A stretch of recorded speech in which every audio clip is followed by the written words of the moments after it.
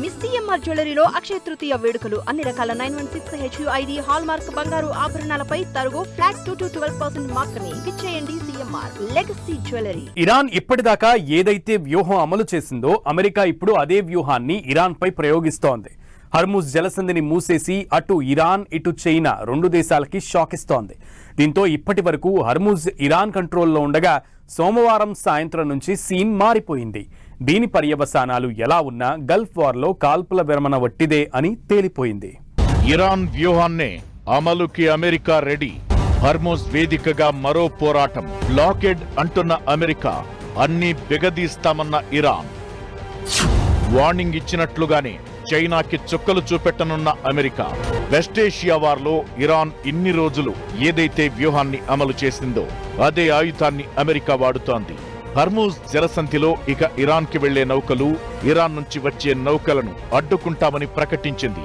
దీంతో ఇతర దేశాలకు కూడా చిక్కులు వస్తాయేమో అనే అనుమానాలు వ్యక్తం కాగా, ఈ బ్లాకెడ్ కేవలం ఇరాన్ టు అండ్ ప్రో అంటే ఇరాన్ కి రాకపోకలు సాగించే దేశాలపైనే అని ట్రంప్ స్పష్టంగా చెప్పారు.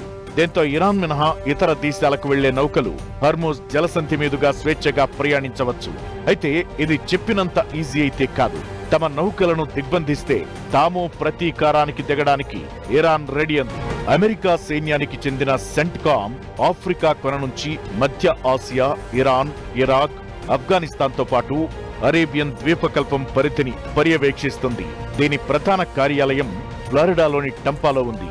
అమెరికా మిత్ర దేశాలైన యుఏఈ, ఖతార్, సౌదీ అరేబియా లాంటి గల్ఫ్ దేశాలకు వాణిజ్యం, సరకు రవాణా కోసం వెళ్లే నౌకలను తాము అడ్డుకోబోమని సెంట్కామ్ ప్రకటించింది. ఇరాన్ కు రాకపోకలను సాగించే నౌకలను అడ్డుకోవాలన్న ట్రంప్ నిర్ణయం కేవలం ఇరాన్ ను మాత్రమే కాకుండా ఆ దేశంతో స్నేహ సంబంధాలను కొనసాగిస్తున్న దేశాలకు కూడా చిక్కులు తప్పవు. ఇరాన్ నుంచి చైనా పెద్ద మొత్తంలో చమురు కొనుగోలు చేస్తున్న సంగతి తెలిసిందే. దీన్ని బట్టి ట్రంప్ సెకండరీ టార్గెట్ బీజింగ్ అని అర్థమవుతోంది. చమురు అమ్మకం ద్వారా వచ్చే ఆదాయంతోనే ఇరాన్ బేఫికర్ గా ఉందనేది ట్రంప్ ఫీలింగ్. అందులో నిజం కూడా ఉంది. అలా ఇప్పుడు హర్ముజ్ ద్వారా ఇరాన్ ని బెగదీస్తే ఇరాన్ ఆర్థికంగా దెబ్బతినడం, అలానే చైనాకి క్రూడ్ ఆయిల్ అందకుండా పోతుందనేది ట్రంప్ ఆలోచన కావచ్చు. అయితే అంతర్జాతీయ చట్టాల ప్రకారం దిగ్బంధనాన్ని యుద్ధ చర్యగా పరిగణిస్తారు. ఇదే విషయాన్ని ఇరాన్ కూడా ఎత్తి చూపింది. నౌకాయాన చట్టాల్లో ఈ సూత్రం చాలా కాలంగా ఉంది. గతంలో క్యూబా సంక్షోభం సమయంలో బ్లాకెడ్ అనే పదం వాడితే సోవియట్ యూనియన్ పై నేరుగా యుద్ధాన్ని ప్రకటించినట్లవుతుందనే భయంతో అమెరికా ఆ స్టెప్ తీసుకోలేదు. అమెరికా ఉద్దేశపూర్వకంగానే క్వారంటైన్ అనే పదాన్ని వాడింది. అయితే ప్రస్తుతం ట్రంప్ మాత్రం దాన్నసలు కేర్ చేయకుండా బ్లాకెడ్ అనే పదమే వాడేశారు. ఇరాన్ ఎగుమతి చేసే చమురులో 90% చైనానే కొనుగోలు చేస్తోంది. అమెరికా ఆంక్షలు ఉన్నప్పటికీ ఇరాన్ నుంచి రోజుకు 1.5 నుంచి 1.6 మిలియన్ బ్యారెళ్ల చమురును చైనా దిగుమతి చేసుకుంటోంది. చైనా ముడి చమురు దిగుమతుల్లో 15 నుంచి 16% ఇరాన్ నుంచి అవుతుంటాయి. షాడో ఫ్లీట్ అని పిలిచే రహస్య నౌకల ద్వారా ఇరాన్ చమురును రవాణా చేస్తుంది. ఇవి తమకు అనుకూలమైన జెండాలతో ప్రయాణిస్తూ యుఏఈ, మలేషియా సమీపంలోని సముద్ర జలాల్లో ఒక నౌక నుంచి మరో నౌకను చమురును మారుస్తుంటాయి. ఆ తరువాత కార్గోల లేబుళ్లను మార్చేసి చైనాలోని రిఫైనరీలకు తరలిస్తున్నాయి. అమెరికా నిఘాకు చిక్కకుండా ఉండటం కోసం లావాదేవీలను చైనా కరెన్సీ అయిన యువాన్లలో కొనుగోలు చేస్తుంటారు. అమెరికా ఆంక్షల కారణంగా పశ్చిమ దేశాలు ఇరాన్ నుంచి చమురు కొనుగోలు చేయడం మానేశాయి. దీంతో ఇరాన్ కి చైనా మాత్రమే దిక్కు. అలా ఇరాన్ నుంచి చైనాకు చమురు ఎగుమతి కాకుండా అమెరికా అడ్డుకుంటే ఇరాన్ ఆర్థికంగా దెబ్బతింటుంది. ఫలితంగా ఆ దేశ సైనిక వ్యవస్థ కుప్పకూలే ప్రమాదముంది. మరోవైపు చైనాకు కూడా ఇరాన్ చమురు చాలా అవసరం.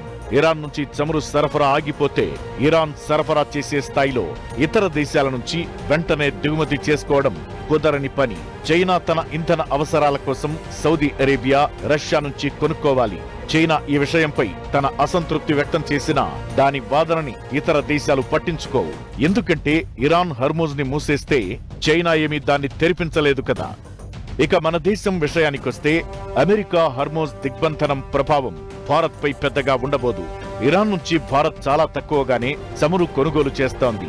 అది కూడా ఈ మధ్యనే ఓ షిప్ కొనుగోలు చేస్తే దాన్ని కాస్త చైనా తరలించుకుపోయిందనే ప్రచారం సాగింది.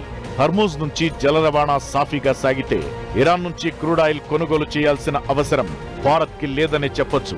అయితే చిక్కు ఎక్కడ వస్తుందంటే అమెరికా ఇరాన్ పోరు కాస్త ఈ మార్గంలో రవాణాపై పడితే మాత్రం ఆ సంక్షోభం గత 40 రోజుల కష్టాలను పెద్దది చేస్తుంది.